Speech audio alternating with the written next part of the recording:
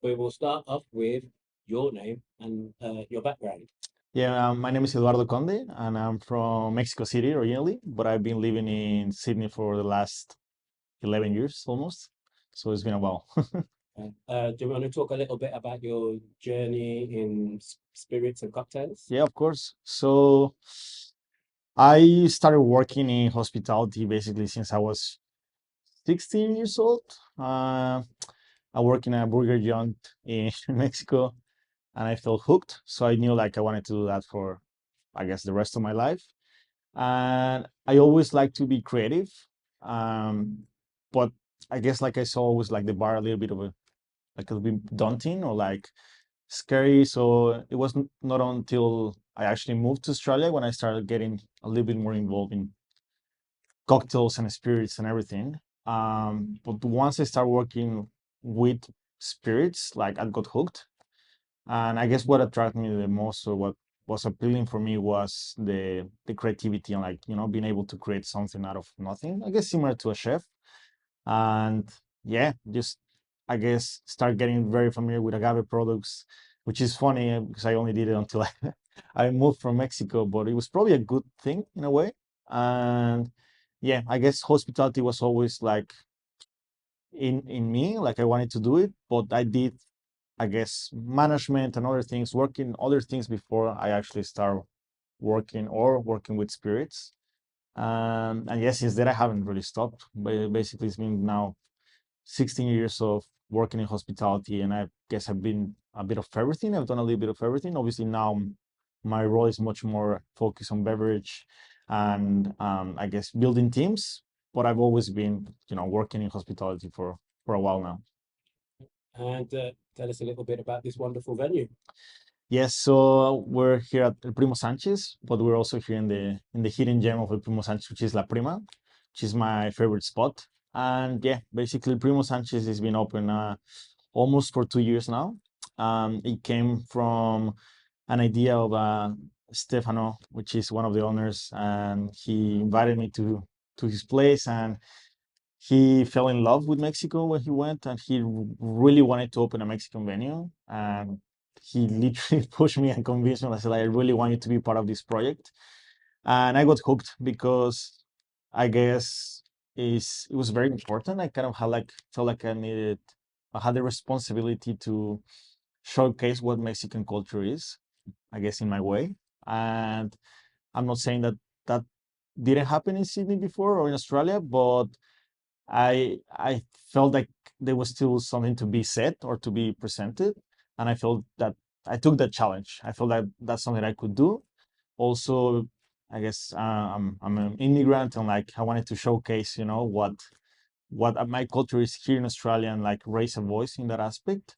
So we came up with this idea to create, a very fun, casual venue with the Mexico culture and the vibes, and like get away from sombreros and like this kind of idea and showcase that it's much more to that, right? And I think like there's still a bit of resistance to the change, but that's the challenge. And I love it. We've been open now for 2 years and almost 2 years, and we've had really great feedback. I think people really like the venue. We've been able to travel and like showcase what we do here, and it's a nice mix of what Mexican culture is, but also adapted to Australians and the Australian market. And it's amazing because Australia is a multicultural country, so it's a really, really good way to expose and present what we do here. Okay. And do you want to speak a little bit? We're in this beautiful room, but do you want to speak about some of the other rooms that we have here? Yeah, so I guess the idea as well about the Primo Sanchez was showcasing like just like Mexico is not just tacos and one thing, we're showcasing the diversity of Mexico per se. So every room of El Primo Sanchez showcases like that. So for example, we have the orange room or the disco room, which is like full of disco balls, and like I took inspiration from Stefan took inspiration from a venue in Guadalajara, which is called Para de Sufrir, and they only have one disco ball. So it's kind of like going back to that and like super fun. You have the DJ booth over there. We have the karaoke room inside, so that's more like the party vibes. We have like a little ofrenda to El Primo, which is like this figure of this lost cousin that has been done everything, like playing a little bit with that character of Mexican culture. Like we've done everything, we go everywhere, we're loud, Then we have the blue room, which is kind of like, in a way, a little bit more artistic. We have some paintings of Frida Kahlo and La Casa Azul, and that kind of idea as well of like, different color palettes. And it's nice. If you actually see it from the front, you can see the orange room, you see the blue room, and then you go to the yellow room, which is a bit more cozy. It's like dining in your grandma's house, like more familiar, like it's great for functions or for large groups because you feel like you're dining in a table, with your friends and family, like you would do in Mexico with your grandma on a Sunday. So that was the idea, showcasing different places or different scenarios, the same way that Mexico is, because it's massive, right? It's not just Cancun or it's not just Mexico City. There's so many beautiful places. And then we have the main room, obviously, which is like kind of like a pub-ish cantina, casual. We do table service, but we keep it very casual, like especially on the weekends, people go to the bar. We only have a couple of seats, the rest is just standing. We want to give that cantina feel from Mexico City.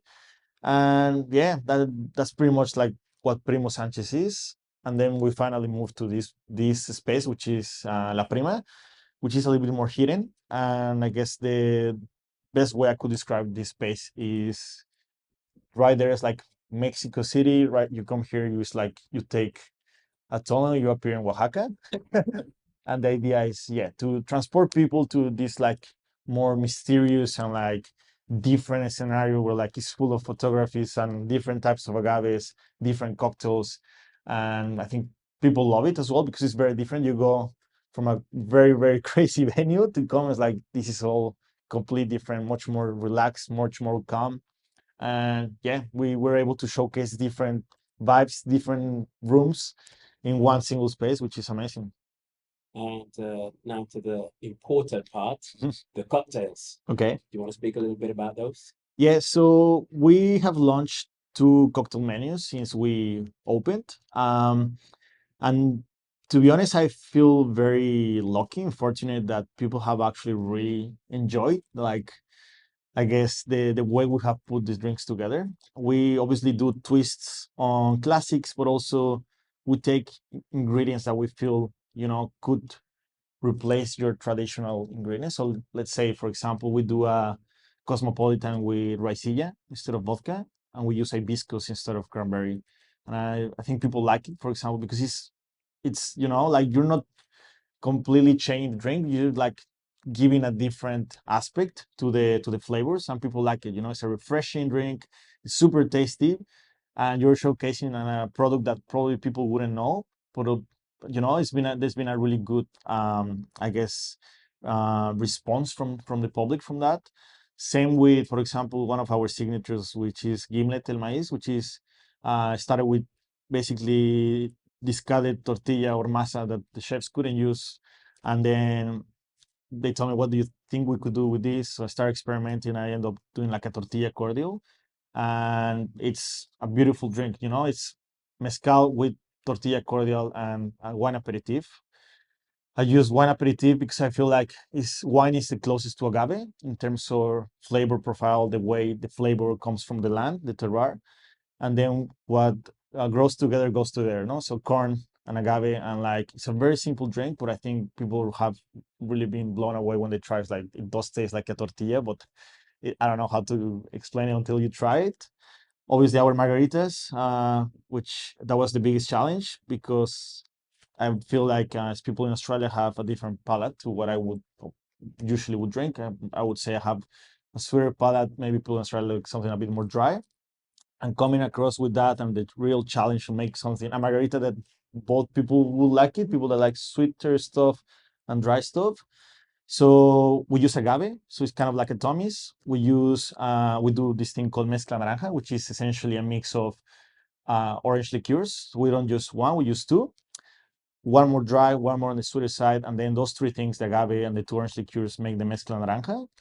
Tequila, we use Patron for our house tequila, and then we also use a lime peel when we shake it, which actually adds a lot of freshness and to the margarita, and the result is incredible. I think the margarita here is definitely the best seller and it's the best drink, and who doesn't like margarita? So it's good. We're proud of that. Excellent. So tell me, what brought you to Australia?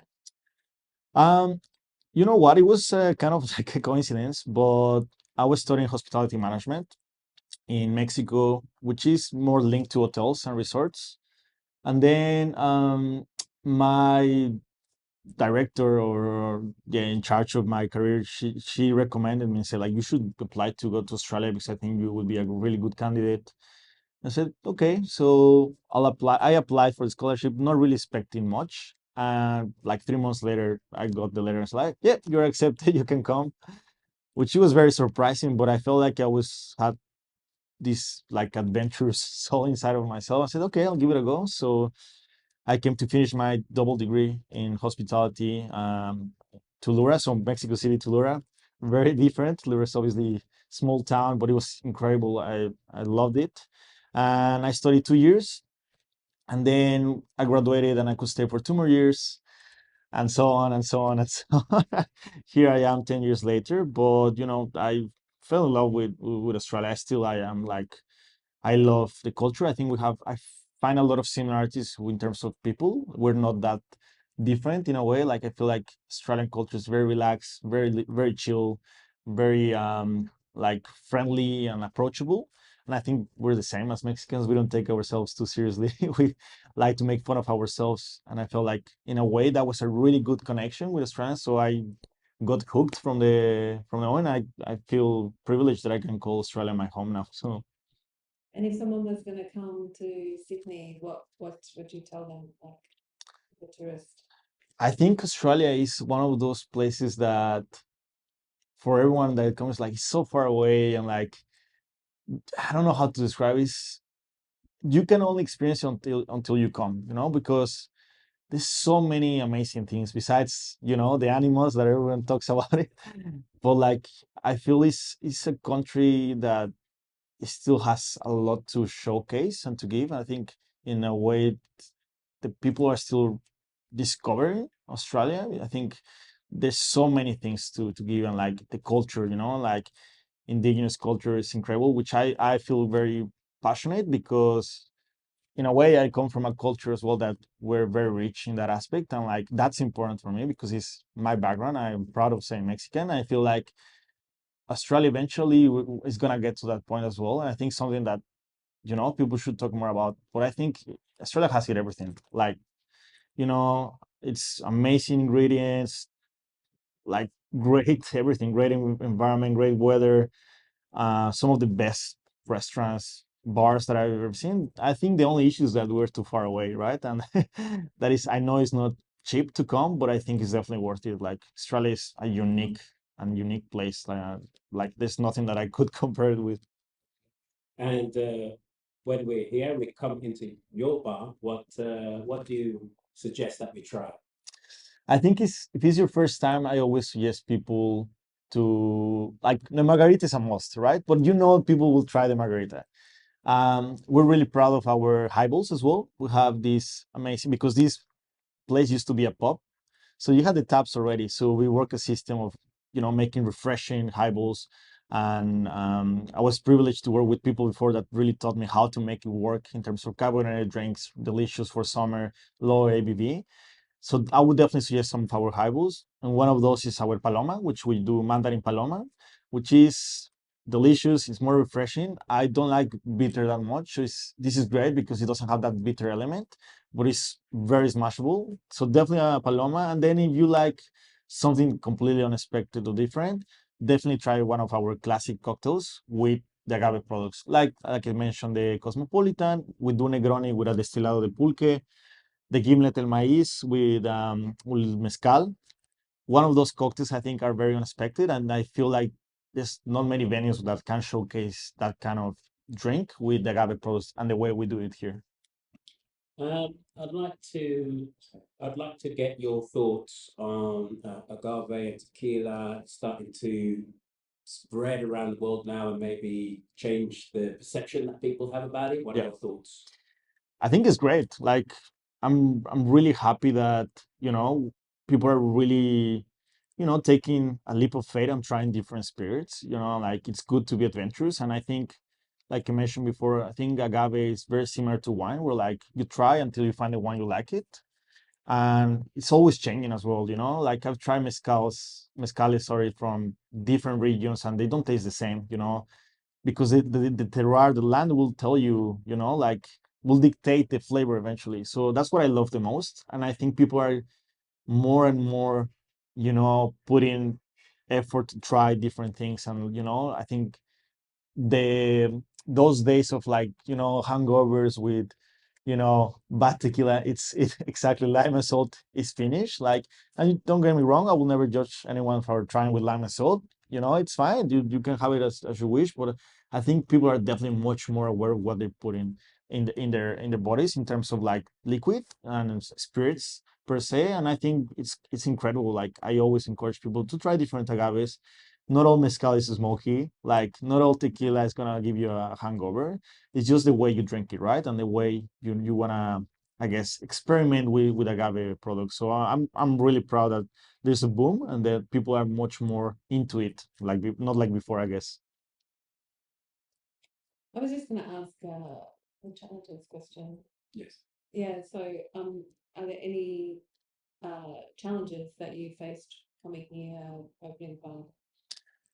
Yeah, I mean, it's not easy, right? I think like something that I realize now that I'm a little bit older is that everyone thinks that hospitality is easy, but unless you actually work in hospitality, you realize it's not. And like, for example, something that I'm very privileged and lucky is that both my parents are doctors, and I can understand now why maybe I've been so resilient. And I think it's because you know, I was lucky to learn and grow from them. And like, even yesterday we had a chat from a friend that came to give a little mentor session to us, and she was saying like probably nurses and doctors are the only similar, I guess, a profession where you struggle with a lot of that tension. Obviously, we're not saving lives, but at the same time, it can be very daunting. You know, like it's long hours. You know, people can be tough as well. People can be mean, and we all are going through probably difficult times sometimes. So like, or we're serving people when people are having fun. You know, think about, I don't know, New Year's Eve or that kind of events, or some many times you probably sacrifice your own, I guess, birthdays or special occasions to be doing this, right?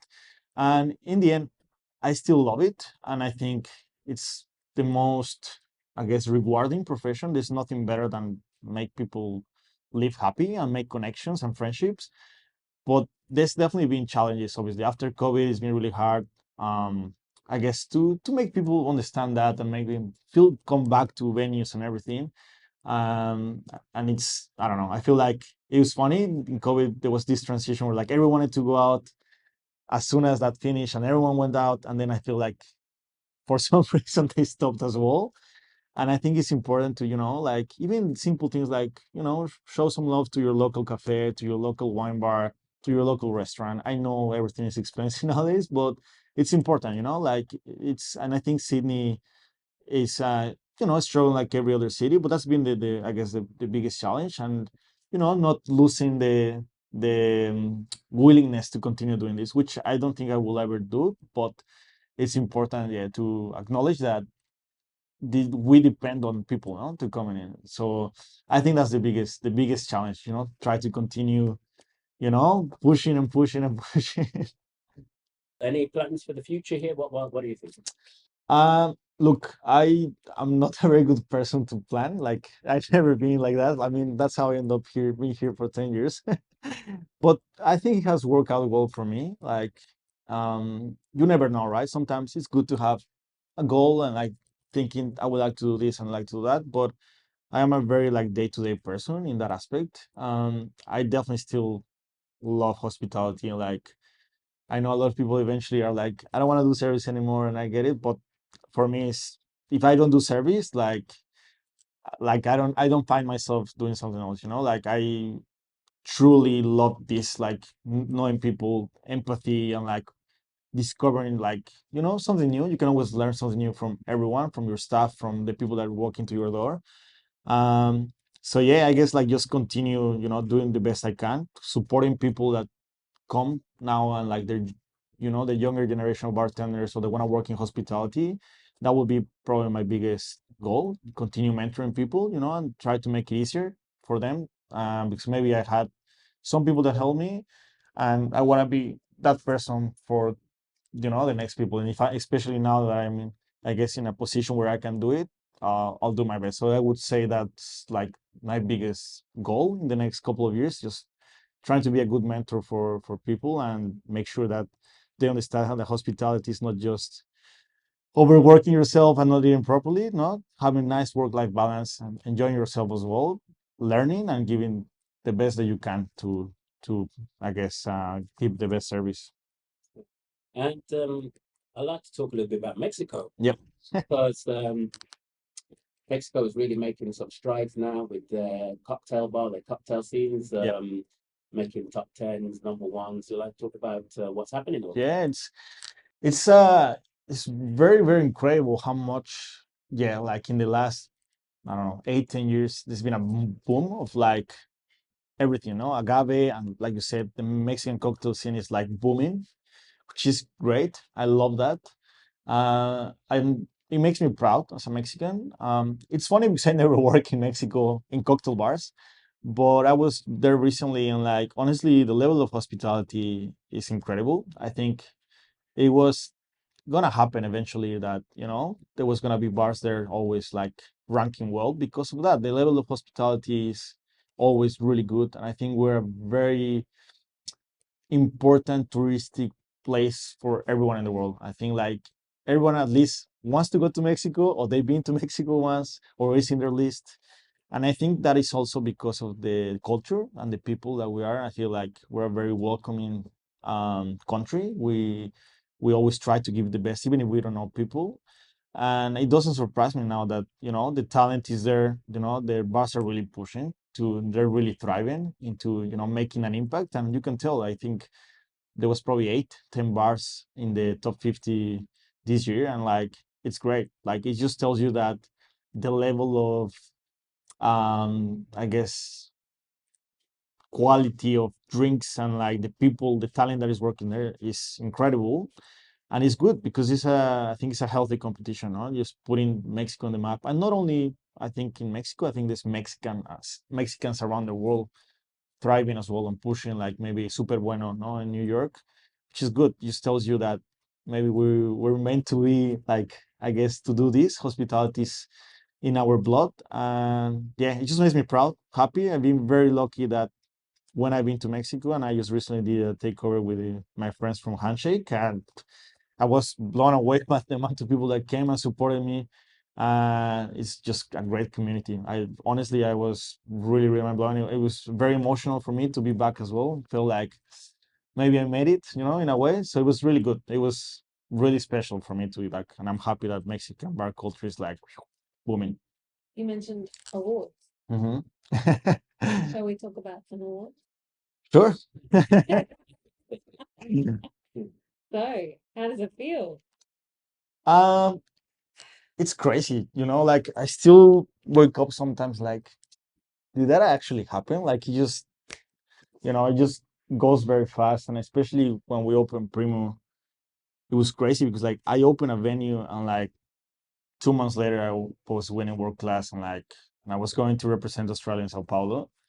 Um, I, I was surprised, but obviously I know I put the hard work as well, and it's something that I always pursued, and like I got better every time, like I'm better and better and better. And I guess like it was a very special moment for me when I won. And then yeah, I guess being there in Sao Paulo, like with all these bartenders from all over the world, is surreal. And it was a super special like experience. I think it's something that you cannot really describe in words, but the amount of relationships, friendships that you see and that you make because you're on the same boat, right? And you need to remember that only one person wins, and not because you lose you're the worst, and because you win you're the best. Like, but sometimes you're harsh with yourself, and obviously we're all competitive and you want to do well. But I had an incredible time, and that opened I guess, the doors to many other things for me. And then yeah, I was lucky then to, for example, now with T25 and like a couple of other nominations, which is great. And definitely awards are important, but they're not the most important thing. Like, I think being a good person is much more important. it's great. Like honestly, my advice for people or like bartenders that I always try to give is just, it's always good to have that goal, but you need to be clear, why do you want to win? Like what do you want to do with that? And like, and I feel privileged that I use my time or like that, I guess, that year of fame to use it the best way I could to support the people that are around me. And, like if I can involve them now and to do things with me, takeovers or whatever, like I'll do it because I think that's what makes it more special. Like winning by yourself is good, but like winning as a team, I think is even better. And I felt when I won the love from all the people that surrounded me. So yeah, it was an incredible experience. I loved it, and now I try to mentor and encourage people to do it because winning competitions eventually help you. If you do it with the right mindset, you're challenging yourself to be better. You're putting yourself out there. It's not easy. It's scary. Everyone is nervous, but if you do it with the right mindset, you're always gonna take something out of it, even if you win or you lose. I mean, I always tell them I lost more times than I won, right? So it's just the way you, I guess, take the feedback and the way you take these kind of recognitions. So there's nothing for me that nothing bad to say. Only good things happen to me after win. Also, I noticed that you have won a pin from the Pinnacle guys. Yes. Can you tell us what that means to you and the all guys here? Yes. That was a very special moment too because it was a very big challenge. Like when we first saw the this new program of the Pinnacle Guide, I got excited because like you might like or not certain awards, but I felt like this had a big meaning. Like I really felt like it was something special, something like you really need to fight for. Like I felt, people that will get these pins is because they deserve it and they need to put the hard work. And then by looking at the whole process, you said, okay, this is actually a big thing. Like they really are taking the time to, making sure that they select people or bars that they deserve it in a way. So I've always been competitive in that aspect, and I always wanted to showcase that, even though we're far, there's so much to give here in Australia. And that was my goal when we started building up I guess, the whole process and the whole documents. And I did it with my team as well. Like I had a lot of support from the people involved because it was a big chunk of stuff that you needed to present and and to make sure that you work. And like I was really surprised how engaged they were as well, because every time we submitted something, we're like, hey, can you please add this? Or like, do you have by any chance a copy of that? And I was like, they're actually reading this, like, and I felt like that's a really good reason to apply. And when we got told that we got a pin, it was like one of the biggest achievements. And like, I was very proud, but I was not surprised because I knew we deserved it. Like we did the hard work. It's not easy to open venues. It's not easy to motivate to work with like-minded people. It's very easy said and done, but you could tell that the people here really care. Like so I felt for everyone. I speak for the team. Like it was a very special moment. We really felt like I don't know, like we in a way we were seen. It's not easy, especially being far away and a Mexican venue in Australia. But when we did it, and also maybe Sammy got one, we're on top of the world. So it has a lot of value. It has a lot of meaning for us. We're really proud. Um, we right away put the Pinnacle Guide plaque over there, and like I think everyone still are very proud of that achievement. So yeah, it was incredible